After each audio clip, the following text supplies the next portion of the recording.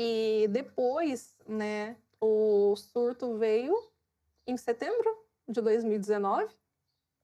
E eu tinha, nesse processo de psicoterapia, eu tinha conseguido verbalizar pela primeira vez para o meu pai sobre uma situação de moléstia, né, que eu tinha sofrido ainda na infância, ali, por um longo período. E não tinha contado para ninguém da minha família, a não ser para psicóloga. E aí, na mesma semana que eu conto para minha mãe, aí vou para casa do meu pai durante a semana, conto para ele. No que eu conto para o meu pai, daí já fico pós lá na casa dele. E como eu tava sem trabalhar, eu fiquei lá uns dias. E aí já começo a ter problema de sono. Começo a ter insônias. Não durmo. E nesse não dormir, começo a pensar repetidamente em relação a situações de abuso, pensando em solução, pensando o que eu vou fazer com essa informação, eu vou jogar no mundo, eu vou guardar para mim, o que eu faço com isso, né? E aí, junto com isso, nunca fui uma pessoa extremamente religiosa, mas eu comecei a ter muitos delírios religiosos em relação a perdão. Tipo, Aham. eu lembro que eu fazia sinal da cruz e nunca fui de igreja católica. Tipo, fui em igreja católica uma 2 vezes quando era criança, mas não frequentava, não tenho crisma, não tenho batismo. Batismo Aham. eu tenho, não tenho primeira comunhão, nada desses Nada. rituais, né, da igreja. E aí eu lembro que deitado na cama do meu pai enquanto eu não dormia, eu ficava pensando nas situações e ficava fazendo o sinal da cruz, lembrando sempre da frase bíblica de quantas vezes você tem que perdoar alguém? 70 vezes 7. E eu ficava contando, fazia sinal da cruz, fazia com a perna e fazia com o braço. 70 vezes 7. Todas essas vezes aí era a quantidade de. Aí você começou a perder o controle do corpóreo até. Exato. E aí nisso, no outro dia, né, meu irmão me chama para almoçar, eu não quero almoçar, aí depois resolvo comer um pouquinho, de tanto eles insistirem, eu vou comer, aí dou uma primeira garfada assim e já não consigo comer mais. E aí vou pro banheiro escovar os dentes, aí a pasta que tinha lá na casa do meu pai era a pasta do sorriso. No que eu pego a pasta e olho no espelho, sorriso. Eu passei a vida inteira sorrindo e eu não estava feliz. Tanto que as pessoas falam: "Ah, a Maíra não fala nada, só dá risada". Por quê? E eu sempre sorria, porque eu achava que eu ficava mais bonita quando eu estava sorrindo do que quando eu estava séria. Eu Hum. achava que eu estava feia. Eu sempre ria. Só não ria quando as pessoas me machucavam com palavras mesmo, mas de coisas aleatórias, assim, que eu estava vendo. Eu É, nunca falava sobre nada, mas eu dava risada de tudo, com muita facilidade. E aí, quando eu olho no espelho e vejo lá sorriso, eu falo: "Mas eu tô triste". E aí começo a chorar. Chorar, chorar copiosamente igual criança, assim. Quando começo a chorar, meu pai vem, conversa comigo, ele e a esposa dele inventam de fazer oração na minha cabeça. No que eles vão fazer oração, aí eu penso: "Quem eles pensam que são pra estar fazendo oração na minha cabeça? Eu não tô doida". E aí começa a chorar, chorar, chorar em desespero, e aí nisso ele liga pra minha mãe vai até a casa dele, me busca, e aí o tempo muda, assim. O aham. tempo fica feio, parece que vai chover e começa uma ventania, e aí nisso eu já começo a pensar: "É Iansã". E eu também nunca fui em religião de matriz africana. Tipo, Ok. e depois vendo, Iansã realmente é do tempo Aham. da tempestade. Falei: "Gente, o que está acontecendo?". Aí o carro do Uber chegou, aí eu falei: "Mãe, não, não vamos entrar no carro que a gente vai sofrer um acidente". Eu tinha muita imagem, assim, de um acidente na minha cabeça, de carro capotando, batendo em caminhão. E aí fico assim meio: "Vamos? Não vamos? Vamos?". Aham. "Não, não vamos". Aí meu pai falou: "Não, pode deixar que eu levo vocês". E aí meu pai leva a gente para casa. No que ele leva a gente para casa, no caminho minha mãe já tinha ligado para minha prima, e a minha prima é enfermeira. E assim que ela chega lá, ela começa a conversar comigo: "Oi, Maíra, como que você tá? O que que aconteceu? O que que você tá sentindo?". E aí eu começo a chorar e falo pra ela: "Eu não sei, eu estava sentindo muito medo e eu tô com muitas vozes na minha cabeça. Tô tendo muitos pensamentos. Eu não consigo parar de pensar". Não desligava e pensando loucamente, assim. Várias coisas se conectando, coisas de pessoas que tinham me falado alguma coisa. É como a sensação que eu tinha que o cérebro entrou em curto-circuito, Aham. era essa. a minha sensação de quando eu entrei em crise. E aí, a partir daí, eles me levam pro hospital, passo uma noite lá, e aí recebo encaminhamento para fazer o acompanhamento com o psiquiatra. E graças a Deus encontrei um psiquiatra maravilhoso, Dr. Diego, incrível. E aí, isso tinha sido de quarta para quinta, de quarta para quinta. Aí consegui agendar minha mãe, né, minha prima, conseguiu agendar com ele para sexta-feira a consulta, passo com ele pela consulta. No que eu tô indo na consulta, eu lembro que na época tava frio, eu coloco um casaco, uma jaqueta bem grossa, e ela tá escrito em inglês. Oh, meu Deus. Qual que é a frase que a jaqueta tá escrita em inglês?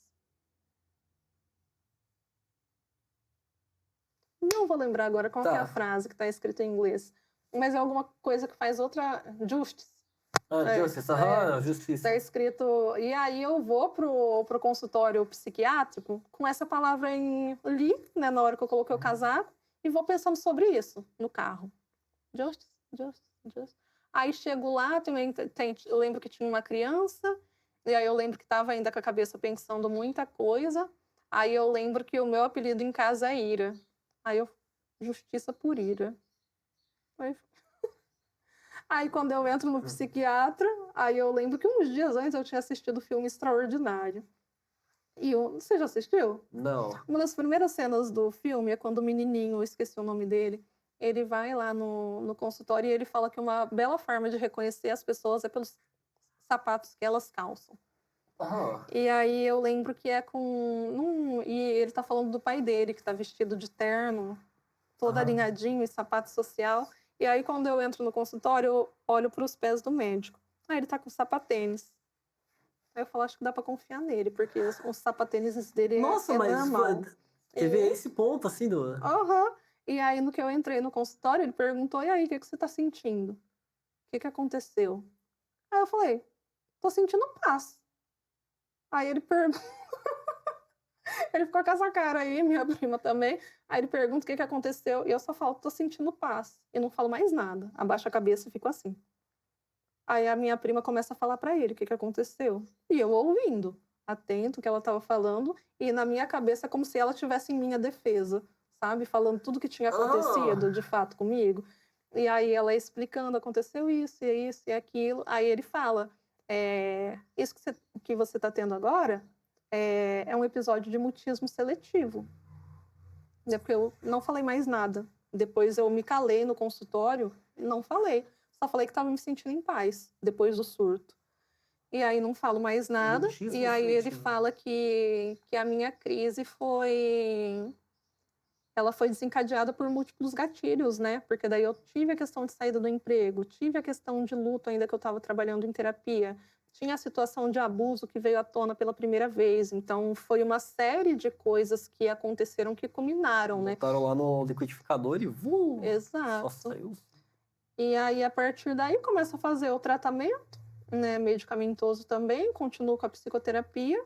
E aí, em 2023, em março, eu fiquei acho que uns 5 meses sem conseguir sair de casa, assim, que me dava fobia social de sair de casa. Ao entrar no carro, me dava ansiedade, me dava ânsia de vômito. Tipo, não conseguia estar em ambiente com muitas pessoas, era assustador, assim, eu entrava em pânico. E aí, em março, depois do outro ano de 2023, é quando eu começo a trabalhar de novo. Aí falei, eu me sinto mais segura para trabalhar no RH, que é onde eu tenho experiência. Vou ter que deixar meus planos aí no papel, não vou mexer com isso agora. E aí vou trabalhar numa empresa de transporte, que também foi caótico. E aí nessa última experiência ali com a área organizacional foi quando eu entendi, falei, de fato, organizacional não é mais para mim, eu cheguei no meu limite. Até porque daí eu já não gostava de recrutamento e seleção, por ser algo muito mecânico e repetitivo. Não me dava estímulo, assim, eu não gostava de fazer aquilo. Tipo, sempre para a mesma função. Que eu gostava era que as pessoas eram diferentes, então eu gostava de ouvir as histórias das pessoas. E aí foi quando eu falei, vou tentar de novo voltar a atender. E aí eu fui tentar, né, voltar a atender, fui amadurecendo a ideia. E, de fato, só quando eu saí de lá, desse emprego do transporte, é, saí de lá, saíram comigo de novo, porque daí eu enfrentei a gestora mais uma vez, Aham. em setembro de 2023. E aí, em outubro, eu começo a trabalhar com a clínica online. E aí, com a clínica online, aí eu volto para o meu projeto, que no projeto inicial que eu tinha escrito lá em 2022, antes da crise, era ser referência, né, de pessoas pretas, trabalhar com desenvolvimento humano. E nesse projeto piloto, eu ia iniciar com 5 atendimentos. Então, vou pegar 5 pacientes pretos para começar a atender, até eu me sentindo segura e conseguir fazer, de fato, a transição de carreira. Aí, em 2023, que é quando eu faço isso. E aí começo a atender 5 pessoas pretas. Quando chegou dezembro, eu já estava com 10. E aí comecei a trabalhar com consultoria daí de RH. Fui trabalhar por contrato em uma empresa de motoboys aqui de Maringá. E aí lá na empresa de motoboy foi quando eu fui entendendo também que também não é para mim. Tipo, eu de fato eu não gosto de fazer todas essas atividades que são metódicas, mecânicas, em que eu não penso. Para mim, eu não estou pensando. Se eu não estou resolvendo problema, algum conflito, ou pensando em histórias que são reais. Tipo, eu gosto daquilo que é vivencial. Eu tenho essa necessidade de trabalhar com conteúdo que é de fato humano. Tipo, processo, que não envolve gente, para mim não faz sentido. E aí eu começo a Eu tenho o mesmo trabalhar paralelo, com... só que pra mim é abstrato. Ao contrário. É, em vez do humano, o abstrato. Uhum. Os dois Em vez do extremos. extremo real, o extremo abstrato, é. Exato, eu já prefiro o real. E isso é algo que eu fui trabalhando também na terapia, porque até mesmo em relação a sonho, né? Quando a gente pensa em relação a sonho, você precisa sonhar na vida, porque só o real ele é adoecedor. Então você precisa É meio sonhar ou brutal, né? fantasiar algo. Mas para mim sempre a realidade foi sempre dura. E eu tinha que lidar com aquilo, não tinha escapatória. Tipo, não, é isso. Então vamos, o que a gente faz com isso a partir disso que a gente tem? Então é um aprender a ser criativo. Não tem a frase do quando você aprende a tirar leite de pedra? É isso, a vida inteira eu fiz isso. Tipo, sendo criativa na resolução de problemas no sentido de ter que lidar com pouco. É só isso que eu tenho, então vamos transformar isso em alguma coisa? Ok. Era isso que eu fazia. A nível de pessoas, né? E em relações, coisas concretas, não era muito a minha praia, não. E aí, com isso, né? Nesse período aí que eu entro em crise, no surto, é quando eu escrevo as primeiras páginas do livro, assim. Em um dia, eu escrevi mais de 60 poemas, assim, em crise, delirando mesmo. Eu tava com negócio de tela, como que fala? Restrição de tela por ordem médica. E escrever papel, eu ia levar muito tempo para escrever e meus pensamentos estavam vindo em enxurrada, né? Então eu falei para minha mãe, mãe, libera o celular para mim escrever rapidinho, eu tô com muito pensamento, eu preciso escrever, eu não tô aguentando, minha cabeça tá cheia. E aí comecei a escrever, loucamente. Em um dia, assim, deve ter dado coisa de 2, 3 horas. Escrevi 60 poemas. Assim, só digitando, um pensamento, escrevi isso. E aí, a partir daí, depois eu começo a lapidar, né, esses textos durante esses últimos 2022, 3 anos.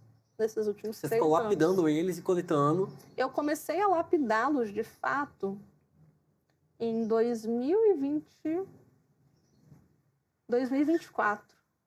Começo do ano de 2024. Começando a passar. E aí é quando eu entro em contato com o professor para mostrar para o professor. Tinha um professor lá da época da psicologia que abriu a editora, Arthur Molina. E aí converso com ele sobre a possibilidade de eu enviar alguns textos para ele ler e analisar se eram publicáveis ou não.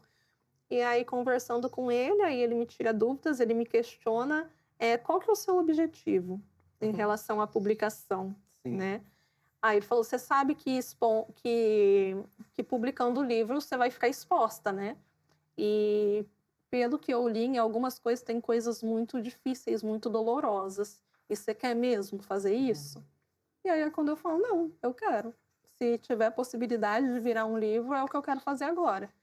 E aí, nesse 1 ano que eu fiquei lapidando, aí eu aproveitei para escrever coisas novas, que daí ele falou, aproveita para escrever mais, para dar mais corpo aí para esse livro, a nível de conteúdo mesmo. E aí, depois, quando você finalizar, você me envia que a gente volta a conversar. E Ó, pro assim pessoal vendo nasce aqui. Preciosa. Apesar da grossura do livro, ele tem umas letras enormes. Eu achei muito amigável para as pessoas que têm hipermetropia, né? Então, é muito amigável. E, tipo assim, ó, muitas páginas. Tipo assim, ó, as letras passadas, coisa grande. Meu, apesar do tamanho, dá pra ler rapidinho. Exato. E eu acho que, assim, esse é um dos sumários. Agora eu me toquei disso, né? Eu abrindo aqui, folheando, enquanto você fala, eu, tipo. Como eu tava mais prestando atenção no que você tava falando enquanto eu leio, enquanto eu tava olhando o sumário, esse é um dos sumários mais organizadinhos, que dá pra ver tudo de uma vez, assim. Porque normalmente os sumários os caras deixam espaçado para fazer uma diagramação conceitual. Esse aqui não, tá tudo, ó. Pra ver tudo pontinho, assim. 9 capítulos. Ó, eu posso ler o nome dos capítulos pra dar curiosidade pro povo? Vamos ver aqui, ó. Fique à vontade. Capítulo 1. Ancestralidade, resistência e justiça. Ação como forma de luta. Capítulo 2. Negritude. A jornada da identidade e autoafirmação. Capítulo 3. O poder do autocuidado e da reflexão. O 4 é amor em carne viva. Conexões que transformam. 5. Ecos da existência, para além da superficialidade. Capítulo 6. O poder transformador dos afetos. 7. Conexões eternas. Morte, vida e espiritualidade. 8. Ressignificar. Transformando a dor em esperança. Capítulo 9. Oásis. Para além da dor, a esperança. Assim, não sei se vocês se tocaram, mas o título, pelo menos o título ali, é o mesmo palavreado que você usa no dia a dia, não foi? O que você tá Exato. usando aqui é o mesmo palavreado, é o mesmo. Tem você enquanto. Não sei se é porque eu tive o buffer, né, de você falando por 1 hora e meia aqui, mas, cara, dá pra gente enxergar você nessas palavras. Dá pra ouvir É um você. jeitinho de me ouvir. É, o jeito de a gente ouvir. E de fato, aí a gente está falando do quê? De escrevivência, né? Aqui inclusive. aproveitamos o cenário Conceição Evaristo, né, que cunhou o termo aí da escrevivência poética. Né? E o escreviver é sobre isso, né? Sobre as mulheres negras narrando a sua própria história. Então, a partir do livro, eu falo sobre as experiências que fazem com que eu seja quem eu sou, né? E também em relação a experiências que me atravessaram no consultório clínico de psicologia também, né? Tanto a nível de identificação, né? E reconhecimento da dor do outro também, e de entender, até mesmo que em relação à palavra, igual quando você traz que lendo os capítulos, de fato, é como se estivesse me ouvindo. Eu acredito que eu uso muito a palavra também como ferramenta política no livro. E por quê? Né? Pensando que se a gente vai para um meio acadêmico ou para um meio literário, a linguagem ela já é mais elitizada. Ela é. E para mim não me toca. Não toca. E o livro, os poemas, ele é muito sobre isso, é muito sobre ser tocado, sobre experiência, sobre sensibilidade. Acho que isso que faz alguns pensadores serem mais populares e mais acessíveis do que outros. É o quão acessível é a Exato. palavra.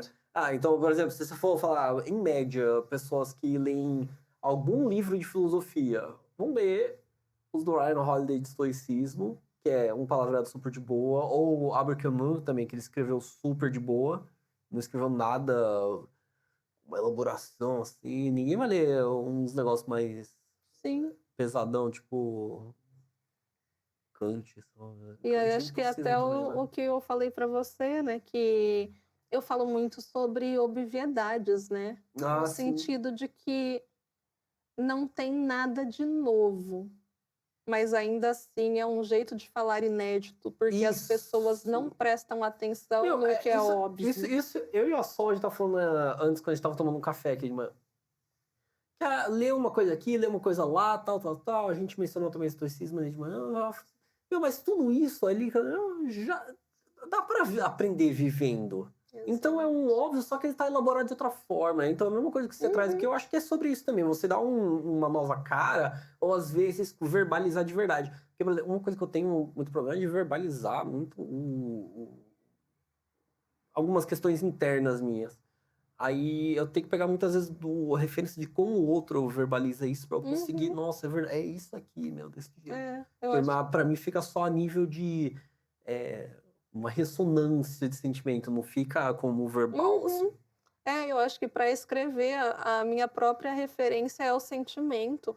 Igual quando eu falo que Você disse no surto, né? Você tava vendo muito... Desde criança, tipo, isso de fazer autoanálise, de fazer as reflexões sozinha. Então, desde muito cedo eu aprendi a dar nome àquilo que eu estava sentindo, ainda que eu não falasse, não compartilhasse para outras pessoas. Eu escrevia no diário, tipo, eu tinha caderninho, saía a escrever, então tô sentindo tristeza, hoje é isso, hoje é aquilo. E mesmo gostando de ler, eu não gostava muito de ler poemas, poesias clássicos por conta dessa questão de linguagem, por ser algo muito metafórico Muito quadrado também. que não me atravessa no sentido de que eu tô lendo, mas exige muito esforço a nível de repertório, de vocabulário, né, para eu entender e decifrar o que é isso que estão querendo dizer. Então, que eu quis aproximar do público mesmo, Do dia a né, dia. que é um livro de pessoa feito para pessoas e não para que você tenha dificuldades ou tenha que pesquisar sobre o que está ali. Aquilo que está ali, aquilo ali, pronto. Né? E aí até mesmo... Aí eu saio com dificuldade se você ia comprar ou não o livro. É muito fácil ler os 2 livros, tá? O do Renan e o dela. E aí eu acredito que o próprio livro ele é cheio de polaridade, cheio de ambiguidade e contradições, porque o ser humano é isso, né? A gente é complexo e não tem como não tender a um lado ou pro outro, porque a gente é tudo isso, né? Não é uma coisa só, é tudo misturado. E acho que isso entra no próprio questionamento, né, social mesmo, a nível de como a gente enxerga e valoriza aquilo que é diferente, aquilo que não é o nosso habitual, né? Pensando que não é porque é diferente que é ruim, ou que não é bom, ou que não é belo, né? É apenas diferente. É uma forma diferente de pensar e de ver o mundo, e de alguma forma pode ser que quando eu tô falando com você, mesmo que você tenha outras referências, você consegue se conectar e entender ao que ela tá falando, me remete a isso, porque também é uma experiência que eu passei. E quando a gente fala de sentimento, né, de emoções humanas, independente de raça, né, todo ser humano ele sente. Então, se eu tô falando para você de frustração, de tristeza, Sente mais, de eu queria dizer angústia, até que de amor, de a felicidade. gente é mais regido pelos sentimentos do que pela nossa racionalidade, né? Eu acho que Exato. até é uma esmagadora a maioria das vezes.